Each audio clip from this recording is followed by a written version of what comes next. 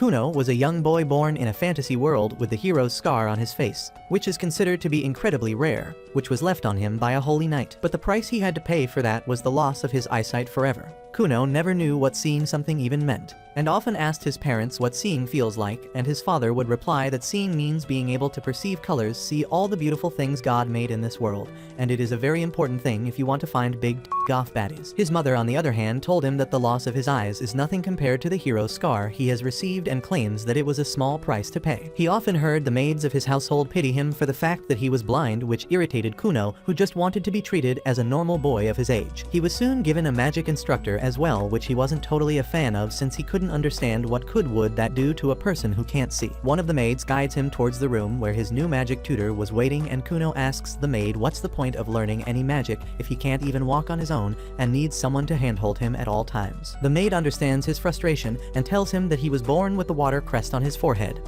which means that he has a great deal of magical affinity, especially to water magic.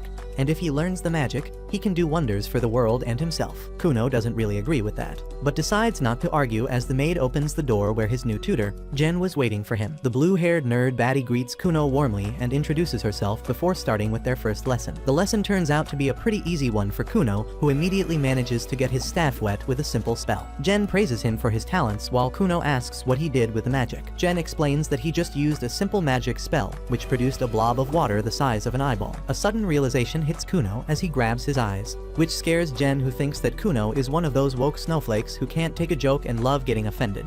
But he suddenly exclaims that if he can make water blobs the size of an eyeball, then he can also create his own set of eyes. How he connected those two things is a mystery to me, but can't argue with anime logic. Some time passes by, and now Kuno isn't as emo as he was before, and has started to enjoy feeling for different things, and getting intrigued by all the different sorts of food, and the different scents in the room. He starts chowing down on lettuce, but has no idea what he is chewing on. But the maid happily tells him everything about it, and claims that she has been feeling so much better as making food is much more rewarding than before. She starts rubbing some blueberries on his face as he tries to understand the sense of everything. But soon his teacher comes by to tutor him, so he is forced to leave. His tutor Flora is a total mommy and asks what he wants to study today. Kuno replies that he wants to read about history today and wants to read about the story of the Holy Knight Hugh. Flora is a little surprised as the only reason he is blind is because of that Holy Knight, but the maid gives her the go-ahead. Flora turns to Kuno and tells him to let her know if he feels overwhelmed or uncomfortable at any points. Kuno tells her not to worry as he wants to learn anything and everything he can learn. Soon he gets to learn about the history of his own world, and how there was a fight between the demons and the humans, and it was going very badly for the humans. Thankfully, a hero emerged from the side of humanity named Hugh the Holy Knight, who finally managed to bring an end to the tyranny of the Demon King and brought peace on Earth once again. Hugh was cursed by the Demon King though, and ever since that day every generation in his bloodline randomly gets born with something missing. Some are born without a leg, some without their teeth, and some are born without their eyes. Ever since that day, humans have been calling the disabled people of his bloodline as the reincarnations of the hero himself, as they have the scar of the hero. Kuno doesn't particularly subscribe to this ideology, though, as he believes that he is more than just the reincarnation of Hugh. He is his own person, and the magical abilities he has are his own, and not just loaned to him by some hero who is long dead. He practices his magical skills every single day and keeps getting better at it, hoping to one day create his own personal set of eyes, which he got cheated on. This all comes at a price though, as practicing so much takes a lot of mana and stamina. He falls to the ground while his maid carries him back inside. He gets up exasperated that at this rate, it will take forever for him to get his own set of eyes if he doesn't increase his stamina soon. The maid tells him that he is still only 7 years old and needs to bulk up if he wants to get strong. Kuno replies that they have to find a different way since he has been passing out just by using the most basic spells, which should be completely out of question. His maid Aiko tells him that maybe they can put him on some gear just like Sam Sulek, and maybe with some sword training, he will be soon strong enough to cast as many magic spells as he wants. Kuno agrees with that, and Aiko immediately heads out to find a good swordmaster for him to train with. The very next day, Aiko finds an old swordsmaster named Oru who starts training him. He gets through the basics on his first day, by which Jen also arrives, ready for the magic lessons. Jen is a little surprised at the hard work that he is putting in, whether he wants a break, but he immediately puts down the sword and get a wand, ready for the next lesson. Jen is not sure how much stamina he has remaining, so she decides to just check whether he has retained what they learned in the last lesson. Kuno immediately chants the spell, but instead of producing just one water ball, he ends up producing like 10 perfectly clear water balls. Jen is surprised, wondering how the hell did he master the spell so quickly, and realizes that this boy is definitely built different. That afternoon, Kuno gets a visitor from the royal capital who turns out to be the princess herself called Miri. Ever since the birth of Kuno, she was betrothed to him since Kuno belonged to a noble family and he bore the scar of the hero, which is a very big thing. She didn't particularly like him though, since the last time when she came to visit him, he was always being a mo, not playing any games with her. Ever since that day, she started dreading the fact that she might have to live with a broody mofo for the rest of her life. To her surprise, when she saw him this time, he looked like a completely different person. As he smiled warmly at her, welcoming her to his mansion, she immediately asks whether something happened as he looks different today, and he replies that he has fallen in love with magic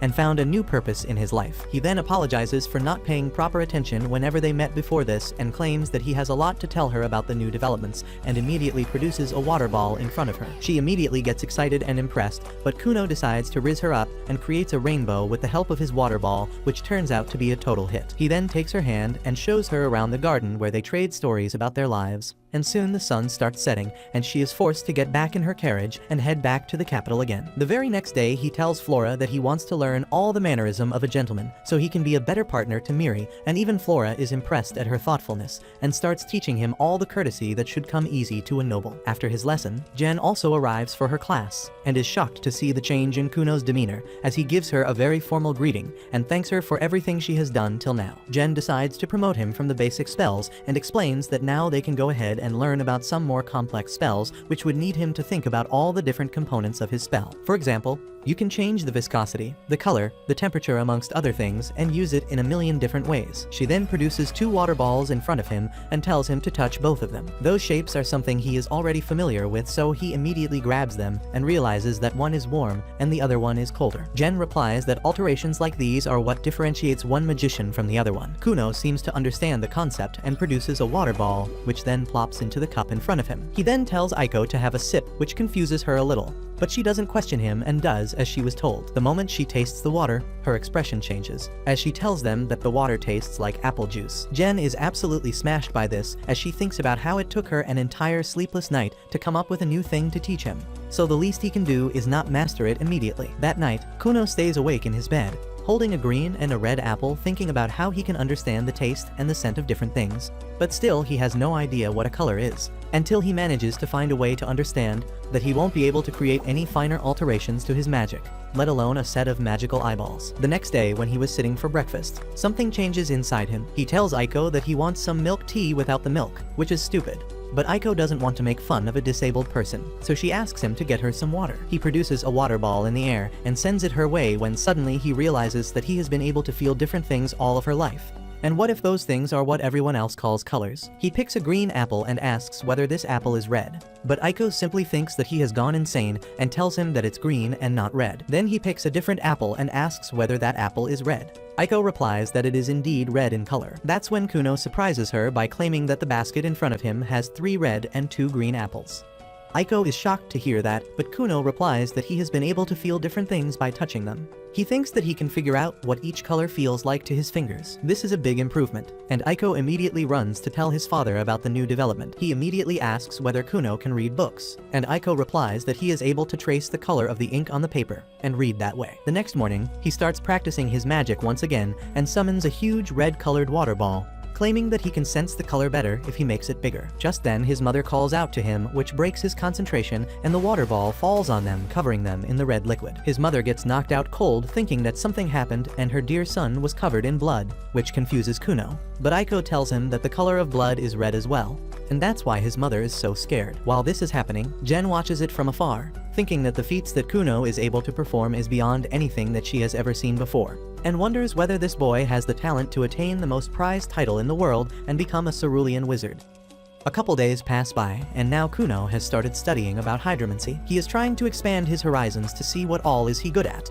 But Aiko doesn't seem to understand what hydromancy is, so he tries to explain to her in very simple terms that hydromancy is simply using water in a bowl to tell the future or to find something which is missing. Aiko immediately asks whether he could find a groom for her, but Kuno tells him not to worry, as she is a beautiful maiden right in the flush of her youth, and loads of men would want to take her as a bride. Hell, if he wasn't a noble, betrothed to the royal princess, he would have taken her as a bride as well. They both laugh at that, as Aiko reminds him that she is 10 years his senior. But Kuno replies that age is just a number as far as he is concerned. Just then, Flora arrives for the lessons and takes his test, in which he passes with flying colors, with all the answers being very in-depth, politically correct, and nothing which could get him cancelled on Instagram. He thinks about the fact that she has basically taught him everything she could at this level, and gets worried about the fact that she might have taught him how to rizz up the huzz too well, as he tries to flirt with every girl he lays his eyes upon. Just then, Kuno offers her some tea, and starts trying to rizz her up as well, and she worries whether he might get dragged in the Me Too movement. But she thinks that it is overall better, since he always used to be sad and gloomy.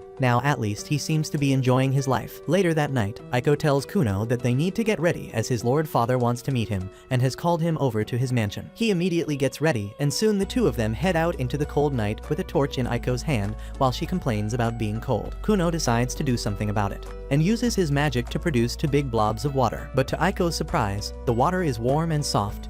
She pushes it against her face, claiming that she would love to sleep in a bed made with this, and Kuno tells her not to worry, as this is just a prototype and he is already getting ready for many more products. He then asks Aiko honestly whether he did something wrong in the past few days, and whether his father is calling him because he is angry at him. He remembers the last event when he created the red water ball, which caused his mother to faint and his dad got mad at him. Aiko tells her not to worry, as he has been doing everything perfectly, so there should be no reason for his dad to be upset at him. Soon they arrive at the mansion and quickly huddle inside for some warmth, when he gets greeted by the house butler and his older brother. Kuno is very happy to see his older brother, as he doesn't get to see him very often.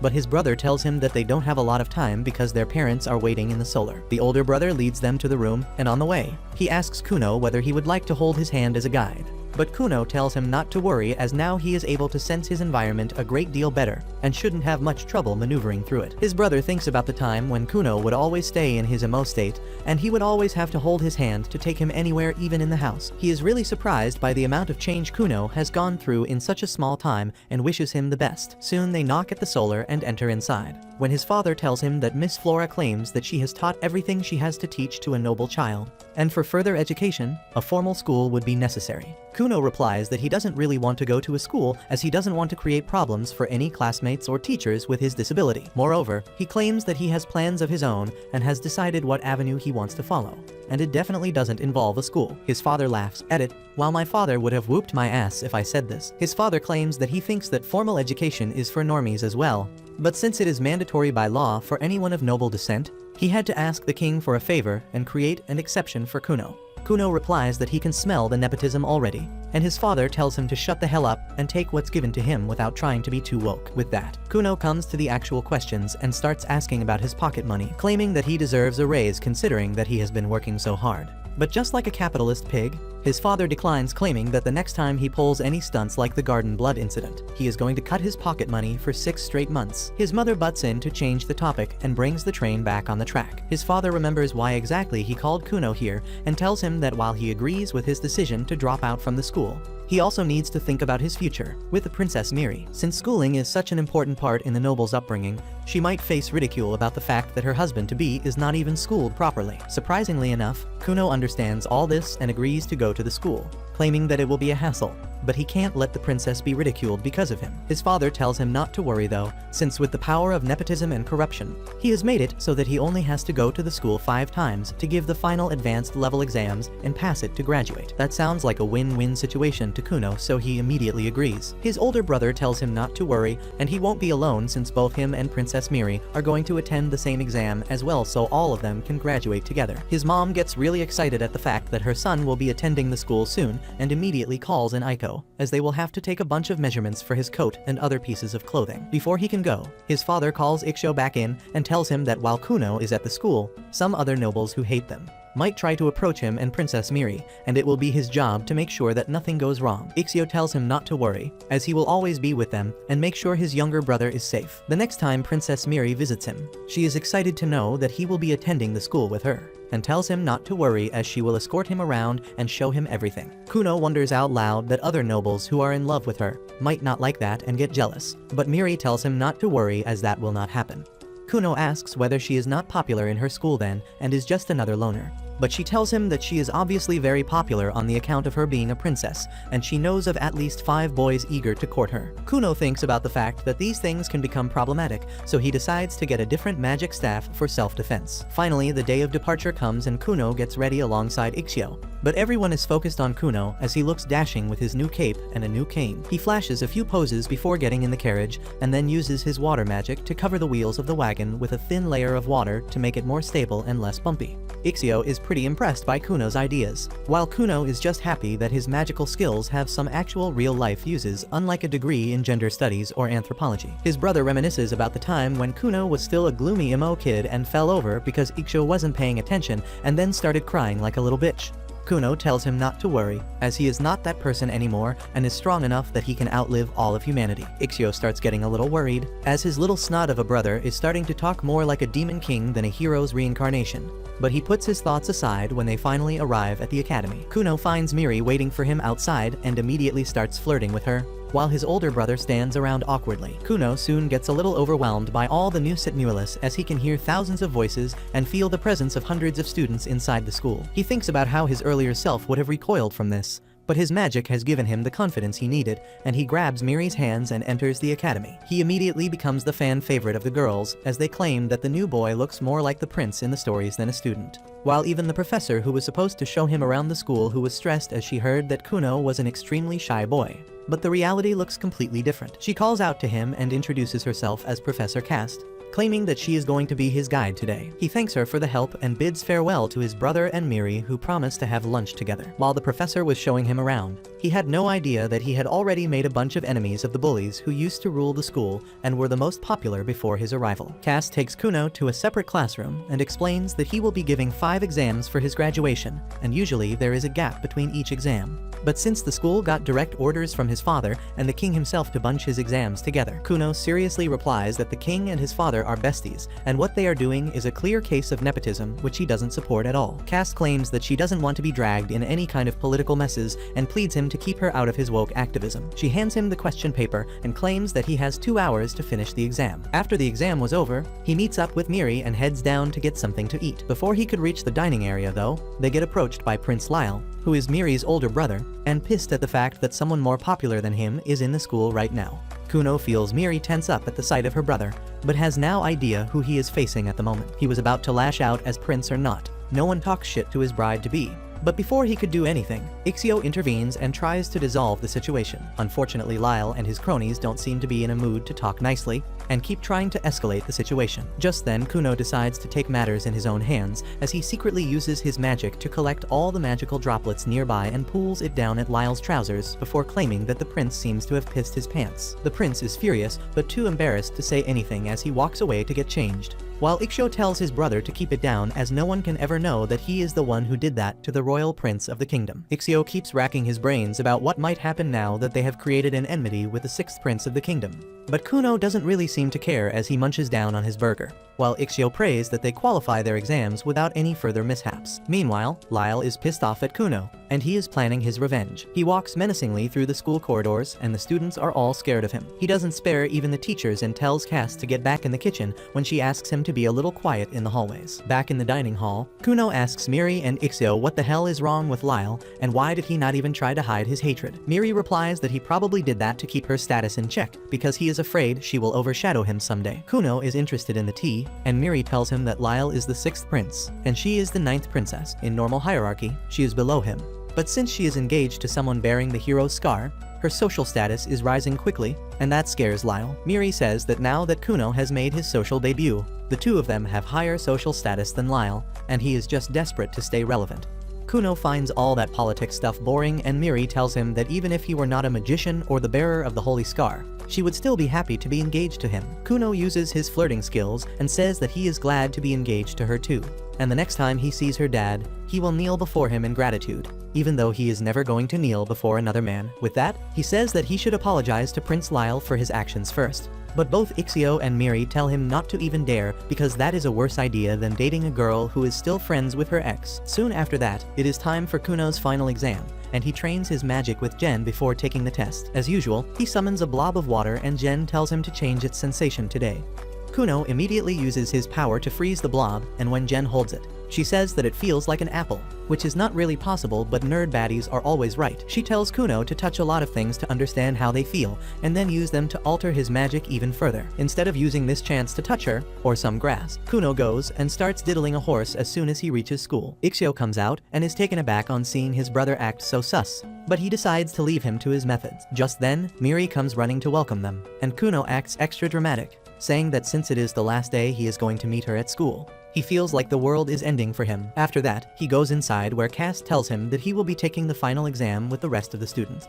Kuno is shocked on hearing that, and he is quite excited because this is the first time he is going to get the real feel of his school life. He then turns to Cass and says that he will miss being alone with her in their special room, and she isn't really bothered by how inappropriate that sounds. She tells Kuno that she will be only watching over him and wishes him the best of luck for the test. Ixio remarks that Kuno seems to have become very close to Cass, and he affirms, saying that they talked a lot during the exams. He talks about how Cass took the exam to be a teacher following a guy she loved, but that loser failed the exam and only she passed. Now she is a teacher, and he is a jobless bum, and Cass has no idea what she is doing with her life. Both Ixio and Miri are bothered about Cass's mental health after hearing the topics that she is talking about with a child, but just then, some students interrupt them because they are curious about Kuno too. Cass tells him to introduce himself, and Kuno introduces himself as Miri's fiancé and Ixio's little brother. Everyone is impressed by him for no reason at all, and Kuno says that he is really happy to see that his fiancé and older brother actually have friends, because no one had approached them till now, and he was sad thinking they were loners. Ixio tells Kuno not to diss them like that, and Miri gets embarrassed as she explains that she had asked all her friends to leave her alone so that she could spend more quality time with him. Kuno apologizes for not realizing her feelings, and then repeats that he is glad that both she and Ixio have friends. He didn't want to be direct with them and ask if they are loners because that would be rude, and Mama didn't raise a rude boy. He was almost ready to tell them that it is okay not to have friends by playing the sympathy card and telling them that he has got it even worse. Everyone else is convinced by his act, but Miri knows that Kuno has no issue being friendless, and he affirms. Soon, it is time for the exam to begin, and Cass tells Kuno to stop diddling the pigeon and get to his seat. Miri starts leading him to his seat when suddenly, Lyle comes there and pushes both of them away. He is pissed at Miri because the news about the recent pant wedding incident has reached the palace, and even the servants were talking behind his back. Lyle thinks that everyone here is the same, and they must be bitching behind his back because they don't have the guts to say things to his face. He clenches his fists in rage, but then Kuno grabs his hand suddenly, introducing himself to the prince. He says that he didn't get the chance to greet him properly the other day, but he really wanted to get along well with his brother-in-law. The entire class is stunned on seeing this because no one dares to get close to Lyle, except a few bootlickers. On the other hand, this is the first time someone has greeted Lyle like this, and he doesn't know how to react to it. Kuno shakes his hand vigorously, and Lyle is unable to get free from his grip, no matter how much he tries. He acts super woke and tells Kuno that he never gave him the consent to hold his hand or talk to him. Kuno, however, completely ignores that statement and says that Lyle has really manly hands and he wants them around his throat. This is too much for Lyle, and he immediately turns to Miri, asking what the hell is wrong with her future husband. Instead of answering, Miri starts laughing because she never imagined Lyle could blush like that. Lyle is even more embarrassed as the entire class joins Miri in laughing at his reactions, and he turns to Kuno, ordering him to let go of his hand. Kuno finally leaves him alone, and the matter is resolved peacefully. Cass begins the exam, and once it is done and the answer sheets are checked, she announces that everyone passed the exam. Everyone is happy to hear that, and Kuno celebrates that he graduated with his brother and fiancé. Later that evening, he leaves for home and wishes everyone goodbye. Everyone is sad to bid goodbye to the quirky but charming boy, and even Lyle seems to have changed after meeting Kuno. The next day, his magic lessons with Jen resume, and she tells him to create a small typhoon. Kuno creates that, and then at Jen's order, he splits it into 10 water balls, colors them, and then changes their texture. Jen is satisfied with this, but Kuno has more to show. He says that he has learned something new recently, and then changes one water blob into a white pigeon that flies like the real thing. Jen falls to her knees, realizing that Kuno is officially a much better sorcerer than her, and she is going to lose the job of teaching him. She decides to reveal this truth to Kuno during tea time, and asks him to prepare himself mentally because she has shocking news for him. Kuno sends Aiko away before asking Jen if she is a goddess who came from another world to teach him, but now she must return to her divine dimension. Jen is amused by that idea, but she doesn't entertain it too much. She tells Kuno that she doesn't have anything left to teach him, and he is already better than her now. Kuno gets up and says that he doesn't want to let her go, because the little tricks she invented to keep him busy and extend her employment made him understand a lot more about magic than any normal class would. More than that, he is grateful because she was the one who inspired him to create eyes using magic. He is desperate to keep her as his teacher and offers to increase her salary. But Jen is honest for once and states that she was overpaid all this time, and now she doesn't have work to do. She tells Kuno that he should get a teacher who is much better than her to study further, but he refuses. He says that he grew so much because of her little tricks and demands her to deceive him further. As he says this, animals made of water come out from everywhere and start cuddling with Jen, who is even more sure of the fact that her role in Kuno's life is over now. With that, she leaves Kuno's house and decides to become a better sorcerer after being inspired by her students' hard work and dedication. Soon after that, Aiko tells Kuno that even Flora has resigned from her job because the curriculum is complete and Kuno has graduated. She didn't wait to say goodbye because she would be too emotional, and Kuno decides to write her a thank you letter. Aiko tells him to ask her if she has a handsome servant in her mansion, who is over 6 feet tall, because she is looking for a groom. Kuno asks Aiko if she really plans to quit her job and marry someone. Aiko affirms, saying that she feels that Kuno can look after himself perfectly now, and it is time for her to get married because the dating pool after that is quite bad. During dinner, Kuno tells his parents that all his teachers have quit and Jen told him to find an extraordinary magician to teach him next. Ixio says that the royal sorcerer Zio is quite famous recently, and his mom can vouch for that. Kuno asks his dad to appoint the guy named Zio as his teacher, but he tells him that's not how things work. He makes it clear that he cannot call the royal sorcerer here to teach him, and Kuno asks his dad what is the point of being the king's best friend if he can't do even this much. Kuno's dad tells him that only the king and people directly authorized by him can meet the royal sorcerers, who rarely leave the castle and don't meet commoners. Kuno understands his dilemma now, but he has a solution ready for that. He tells his dad that he will come with him to the royal palace the next time he goes to talk to the king, and then he will get lost there. The royal sorcerers will find him, and through some plot armor, he will be taken in as their student. Kuno's dad tells him to stop watching so much anime and K-drama because things don't work like that in real life. He says that his plan has no guarantee that it will work, but Kuno is confident that it will get him what he wants. He asks his mother to help him, and since she favors him a lot, she pleads with his dad to do something. The guy is a simp for his wife, so he agrees to talk to the king about the matter, even though he doesn't have much hope in the plan succeeding. A couple days later, a master sorcerer receives a file from another high-level sorcerer. He is taken aback at an apprentice sorcerer learning to become student of the royal sorcerer Zio, but the girl tells him that the boy seems talented and Princess Miri is head over heels in love with him. The master doesn't care about that and starts reading Kuno's file in detail, and that is enough to get him interested in the boy. A couple days pass by since then, and finally Kuno gets the call from the royal palace to present himself to the royal sorcerer. He gets into a carriage alongside his father, who looks pretty happy about the way things turned out.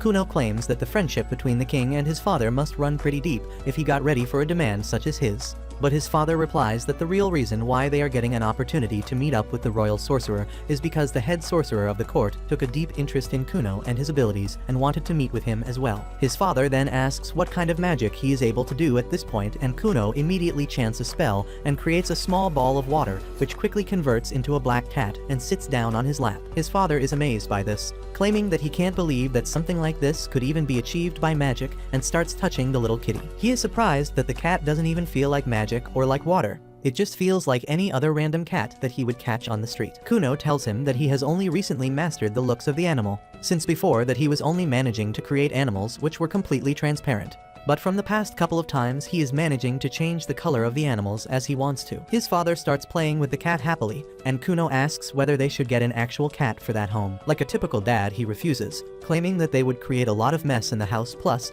he might also trip over them and hurt himself. Above all that, he claims that Kuno's mother prefers dogs anyways, so he doesn't really have a choice in wanting a different animal. Soon they enter into the capital and are immediately greeted by a silver-haired girl named Rei, who is the second princess of the kingdom and the older sister of Miri. Kuno warmly greets her, claiming that he is very fortunate to have such a beautiful woman as her for his sister-in-law. His father wonders whether his son is for the streets, but decides to think about that later. Rei smiles, claiming that she has heard a lot about Kuno from her younger sister and would love to have a long conversation with him. She also notices a cat and asks them whether the cat would need any special food. But the moment Kuno's father places the cat back on the ground, Kuno stops his spell, and the cat once again nothing more than a puddle of water. Rei realizes that Kuno seems to be much more skilled than she earlier thought, while his father is sad about the fact that he didn't get to name the cat. Rei offers to take Kuno up to the Black Tower, while his father claims that he too will have a chat with the king, then maybe head home. Kuno tells him not to worry about him, as after the Black Tower, He has a mind to visit Miri, and maybe take her out on a bougie date. His father tells him to enjoy his time there and promises to arrange a carriage for him whenever he decides to head back home. Ray soon takes Kuno up to the Black Tower and on the way asks whether he is comfortable walking or whether he needs any assistance. Kuno replies that he is perfectly fine and immediately starts asking her a bunch of questions that confuses her, as they are all Stephen Hawking level questions in terms of magic. She tells him that she can't have such an advanced discussion while walking and asks whether he knows about the number of children the current king has. Kuno has never thought about that till now, so Ray reveals that the king is a total baller and has produced 7 princes and 10 princesses one after the other. She is the second princess, while Miri is the 9th one. More than that, the interesting part about this country is that the succession of the throne doesn't work like normal, where the throne passes off to the oldest son after the king. In this country, they follow something called a meritocracy, where all the princes and the princesses will be evaluated on the basis of their skills and merits, which can vary based on their talents and the level of devotion they show to a particular art. This means that even the youngest prince or princess has an equal opportunity to win the throne regardless of their age. She further tells him that she herself has already relinquished her right to the throne in this succession by choosing to become a mage instead, and is now working to hone her skills as one of the best wizards in the country. While he was passing through the hallway, a sudden feeling draws him towards the window, where he aimlessly looks in the direction of a dark tower from which he could feel all kind of different magical beings. Soon Raisha tells him something very important, as she thinks that there is a small possibility that he might get dragged pointlessly in the fight for the succession. She tells him not to affiliate himself with any factions until he is sure about his decision, and also tells him never to speak something which could be used against him to make him look bad. In return for such valuable insights, Kuno decides to return the favor by showing her his special magic technique, where he freezes a thin layer of water beneath his shoes, creating a thin layer of ice which could help them basically ice skate. She loves the idea and immediately tells him to let her try it once. Kuno quickly uses the magic on her as well,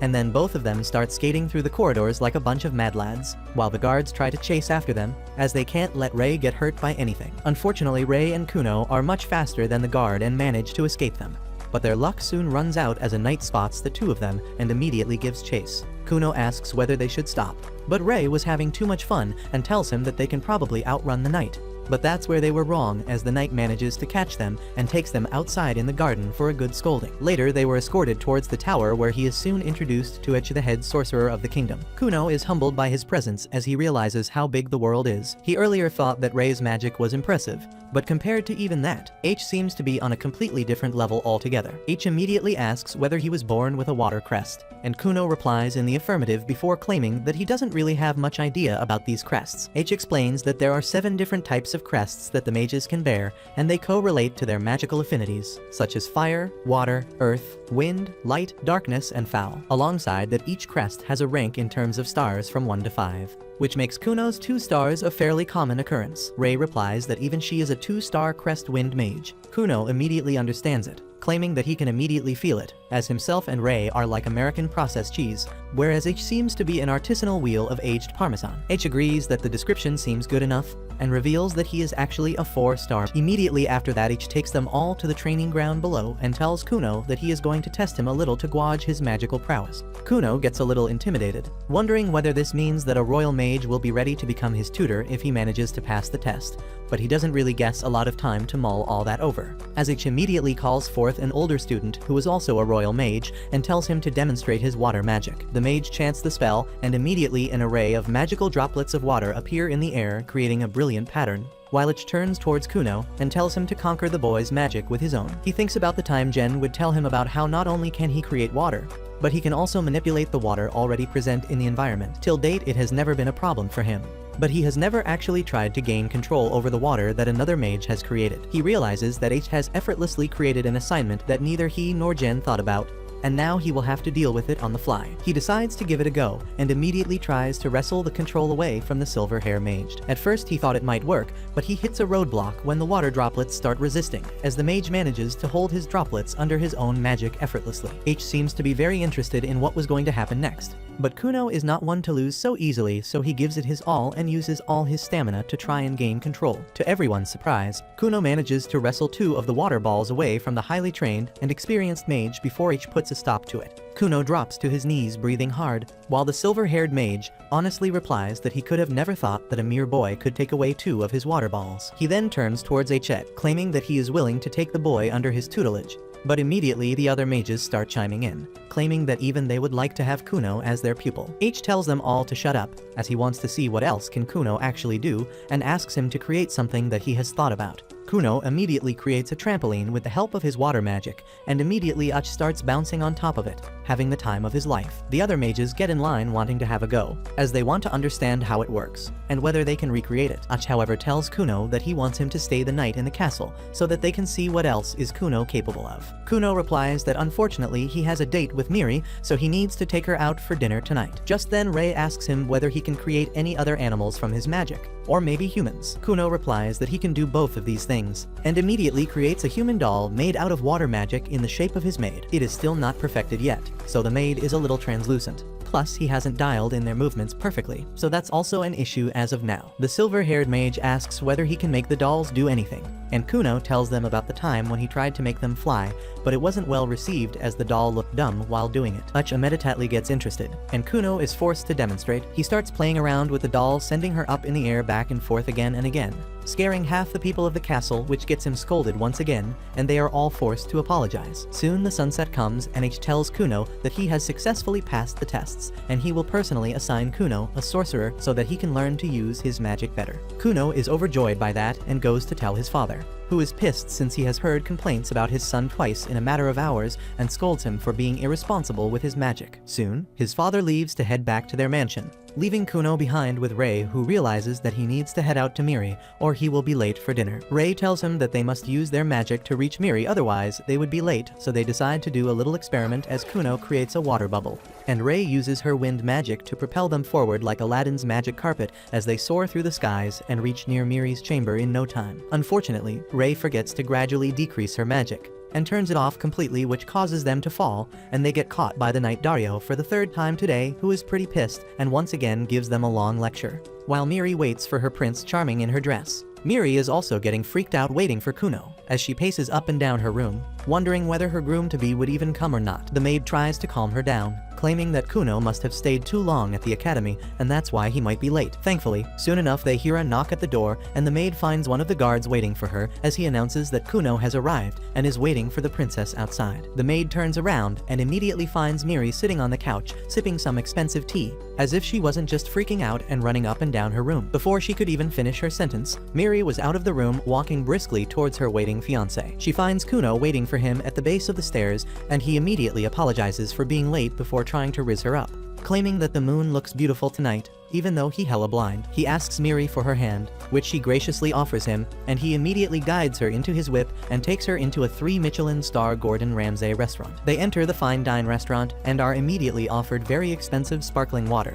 But they are not broke boys like you, so they can afford to drink whatever they want. They both start drinking while Miri's maid notices the gentlemanly poise that Kuno exhibits from the way he carries himself. Miri starts the conversation and asks whether he got the chance to visit the Black Tower today. Kuno excitedly answers the question, revealing that he had the opportunity to meet with her older sister today, and claims that every single mage he saw at the tower was hella impressive, including the second Princess Ray. He also tells her that he has passed the mage test as well, but has no idea who his teacher is going to be. Kuno continues to flirt with the princess, who seems to be enjoying her night, even though her maid thinks that Kuno is pretty cringe. But young love and all, so whatever. Once done with their dinner, Kuno catches Miri by surprise, as he grabs her arm and tells her that even though right now, having these dinners once in a long while is the best he could do. When they get married, every single night would look like this. This catches even the maid by surprise, who has watched too many book talk reels and thinks that Kuno is no so cringe after all. Miri manages to control her emotions at that time, being all elegant, but the moment she reaches back to her room, she starts giggling like a little girl out of joy while thinking about all the things that Kuno promised her. A couple days pass by and Kuno returns back to his mansion and sits in his study, writing down a report when he gets called out by Aiko, who was washing some clothes, and asks if Kuno could help her. Kuno immediately uses a variation of his water magic and immediately creates a bunch of bubbly water that easily sweeps away any dirt and grime. Aiko thanks him for the help, but Kuno tells her that he was trying to finish a report which will be delayed now. Aiko tells him to stop being a loser and getting trapped within his rooms studying like a nerd. Kuno replies that he just wants to finish the report while everything is fresh in his mind. Aiko tells him that being a nerd won't get him any bitches, and if he doesn't spend time in the sun playing and soaking in fresh air, his growth will be affected. Kuno realizes the harsh truth that girls will always like tall men, but Aiko promises that she will like him regardless of his height as long as he has a big package. With that, they sit beneath the shade of a drying cloth, When Kuno asks whether they got a letter back from the Black Tower, as it looks like they still haven't decided on who's going to become Kuno's teacher. His wishes seems to come true as a couple days later a letter arrives for him, and it turns out that the devilishly handsome Master Sorcerer Zio has been assigned as his new tutor. Kuno doesn't really know what to make of this man as he has only heard about him from his mother, but Aiko starts going crazy for him, claiming that Zio is the most handsome man in the continent, and starts worrying about losing weight and getting her hair done so that she can look her best if in case Zio manages to spot her. Back in the castle, Rei comes in to meet Miri and tells her about the fact that Zio has been chosen as the new tutor for Kuno. Miri seems to be excited as this would mean that Kuno gets to learn from the best sorcerer, while Rei sighs, claiming that she really wanted to be Kuno's sorcerer as he was really fun and would make for an interesting student. On the way through the corridor, Miri spots two of her older sisters on the way named Eve and Lydia who smirk at her,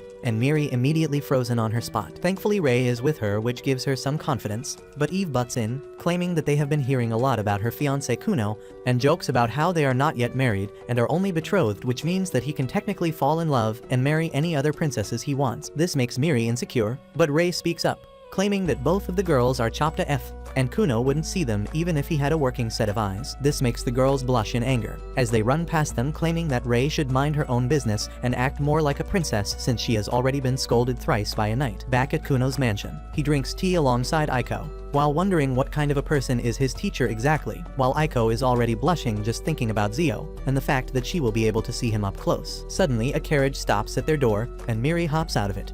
Kuno is surprised to see her at this time unexpectedly, but immediately starts trying to riz her up, by claiming that he has to mentally prepare himself to be around such a beautiful woman like her. Unbeknownst to him, Zio is also inside the carriage and listening to all his cringy bullshit while wondering why the hell is he being dragged into this. Kuno still has no idea about it and continues talking creepily about how he is sure that Miri has changed her soap. But when I said that to my co-worker, I got a letter from the HR. Zio soon decides to walk out of the carriage, and Kuno immediately feels a different presence around him. He realizes that it can only be Zio, and while Aiko is freaking out on the inside, Kuno is just thinking about how strong Zio must be since he can literally feel his dense magical aura around him. Kuno immediately realizes that this man is much stronger than any of the mage he saw at the Black Tower, and might be even stronger than the Grandmaster himself. Miri notices the look on Kuno's face and immediately asks whether anything is wrong, but Kuno ignores her and greets Zio, before introducing himself. Zio claims that he doesn't really care about all that, and makes it clear that he hates brats. Aiko thinks about how can be a mage so foul-mouthed, but at the same time finds it hot thanks to the book talk brain rot. Zio outright declares that he didn't choose to be his tutor, and this job was practically forced on him by the Grandmaster. Kuno doesn't really care about all that, and simply answers that they are all bound by the reins of politics and hierarchy, so they can't do anything about it. Dario also introduces himself formally as Miri's guard, while Kuno apologizes to him for causing such a ruckus the other day. Soon they all sit down for some team, which is a hassle for Zio, who can't tolerate the bullshit between Princess Miri and Kuno, who keep flirting back and forth. Zio finally steps in and tells them to keep it in their pants, as he is here to discuss magic, and not to hear corny dialogues between two tweens. Zio decides to have some fun with Kuno, and pull his leg a little and asks whether he knows anything about compound magic. Kuno replies that compound magic is a special type of advanced magic in which the spellcaster uses multiple different spells at once. Zio smiles and asks how many spells can he use it at once, but nothing could have readied him for the answer he receives as Kuno replies that he can use 31 spells at once and can go up to 32 spells, but sometimes he ends up failing there. Zio is actually impressed by this and responds that he himself can go up till 50 spells, which surprises Kuno, who didn't think that anyone could be that gifted to be able to use so many spells at once. Zio then asks Kuno how did he manage to go past the 20 spells cliff, as that is where almost everyone fails. But Kuno replies that he simply clubbed a bunch of spells together and stacked them on top of each other. Zio seems impressed, as he didn't think that many people would be able to figure that bit on their own. He quickly realizes why so many other mages were mad at him for getting to teach Kuno, while they didn't get the chance even though they are the ones who greeted them into the Black Tower. At that time, he didn't really understand what was such a big deal, even though they told him that Kuno is really interesting. But even they probably don't have any idea about what an exceptional talent Kuno is. Zio finally gets a little more invested and gets up from his seat before telling Kuno to show what he can do, as he doesn't want to waste his time around someone who is all talk and can't back it up. He tells him to suck up to him and beg him to be his tutor. Miri immediately thinks about how Kuno will never do something like that, but she turns out to be very wrong, as he folds like a deck of cards, calling Zio the best sorcerer in the world, and explaining how good he smells and how even a straight boy Lilk himself can fall for the dangerous mage like him. Zio starts getting creeped out by the freak and tells him to keep it in his pants before using one of his spells to create a wall out of the dirt. He tells Kuno to try and destroy the wall if he can, and he can use any methods he fancies. Before Kuno could begin though, he tells him to make a waterbed for him, which he has heard about so much. Kuno immediately uses his magic to create a water, which Zio claims that he will watch after sitting on that. But the moment he touches the bed, he gets transported into another world as he realizes how soft it is and immediately ends up sleeping. Meanwhile, Kuno inspects the wall and realizes that even though the wall looks very simple, it has an extremely dense magic spell running inside, which makes it practically indestructible. He also finds out that Zio has compounded his spell over 40 times to make it extra strong.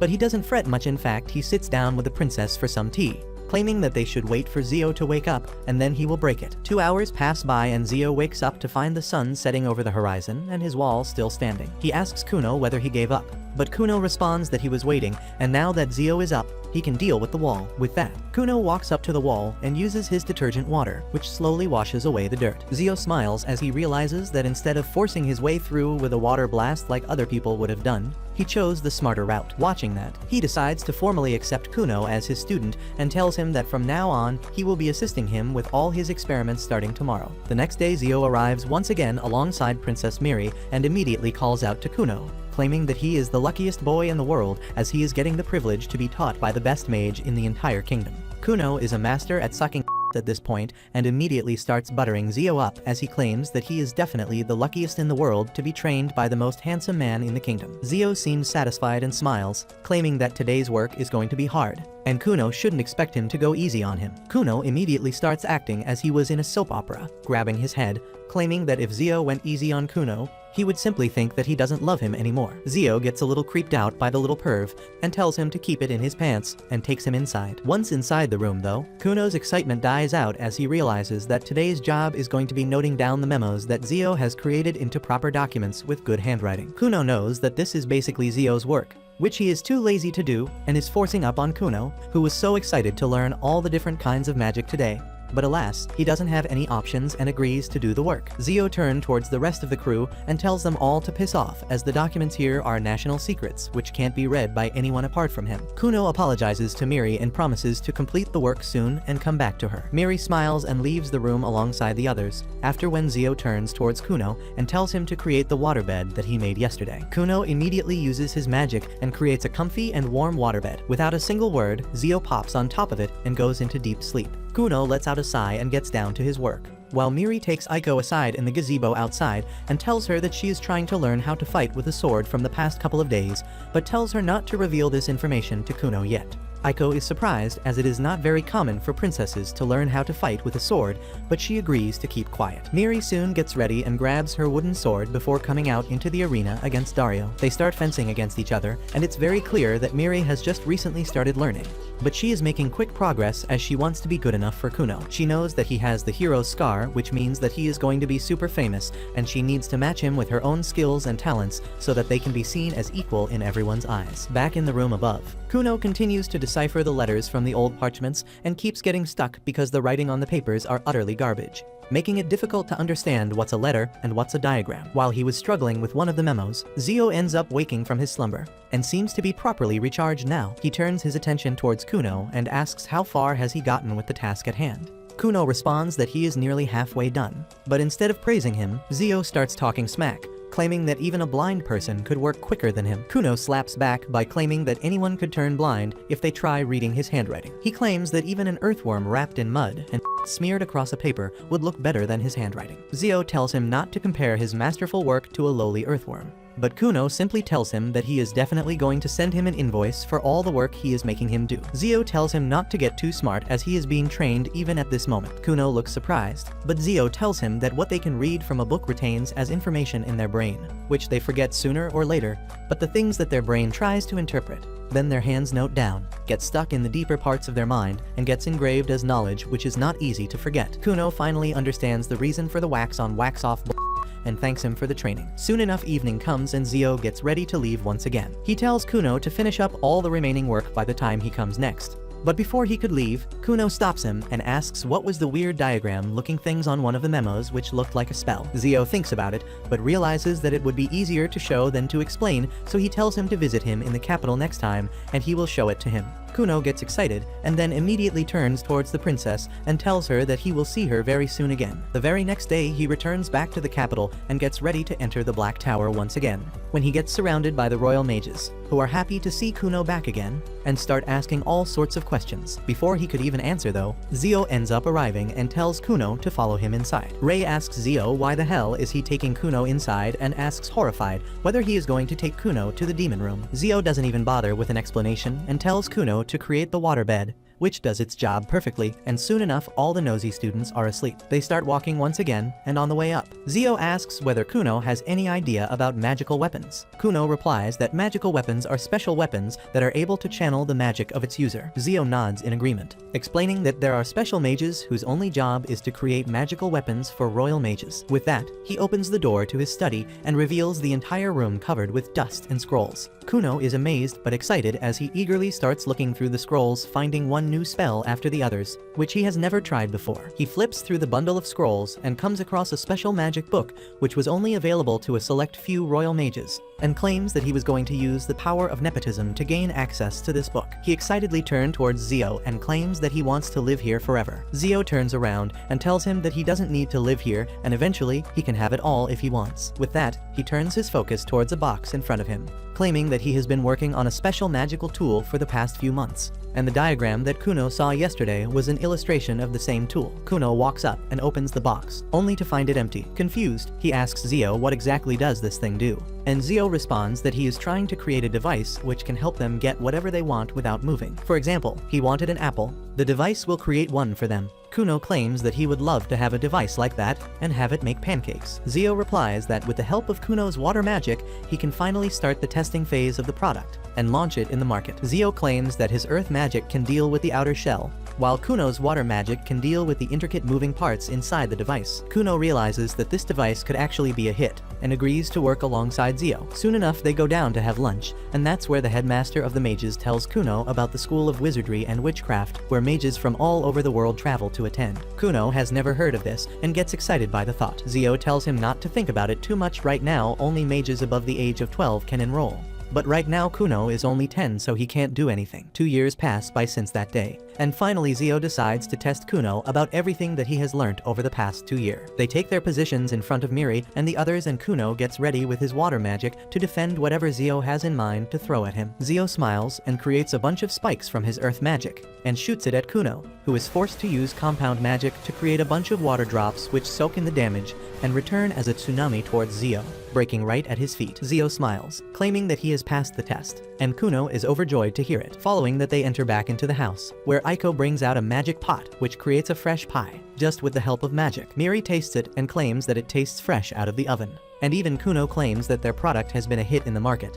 but complains that he hasn't seen a single penny for himself and all the cash flow has been going into Zio's pocket. Later in the study, Miri looks around the room claiming that Kuno and Zio have already collaborated in over 5 successful magic devices. Kuno claims that another one is in the making, and they have also released 5 new theories of magic in their new magic manual. Zio turns to him and tells him that he doesn't need to worry about the magic device they were developing anymore, and reminds him that he is turning 12 this spring and should get prepared for the magic school. At first, Kuno refuses to leave as he thinks Zio is the only teacher he needs, but Zio tells him that he is an earth magic user and can't teach much about water magic. Moreover, the world is very big, and the magic school has loads of extraordinarily strong water mages as well. Kuno still doesn't really want to leave, but Miri gives him a final push, claiming that he should leave and become a great sorcerer, and promises that she will also work on herself and become a fine woman by the time they meet again. Later that evening, after bidding Zio a final goodbye, Kuno returns back to his study and thinks about how in the past few years he got so used to not using his eyes and sensing everything that he forgot his one greatest ambition, that he wanted to create a pair of working eyes for himself. He realizes that the only way he could ever do that is if he becomes stronger and better as a mage, and that can only happen happen if he gets tutored by a true water mage. Several days pass by as he gets dragged by an obsession to find a way to properly create a working set of eyes. And after several trials and errors, one fine morning, he finally gets it. He realizes that he has been trying too hard and thinking of complex things, whereas the answer is very simple. He just needs to create a mirror which can reflect the world and transmit it to his brain so he can understand what he is seeing. With that in his mind, he immediately gets down to work, and soon enough, he opens his eyes for the first time in his life and sees the view in front of him. Tears fall out of his eyes, and that too is a first for him. He walks around the room looking at books and finally at a window to see what he looks like in the reflection when he suddenly sees a giant insect monster standing behind him.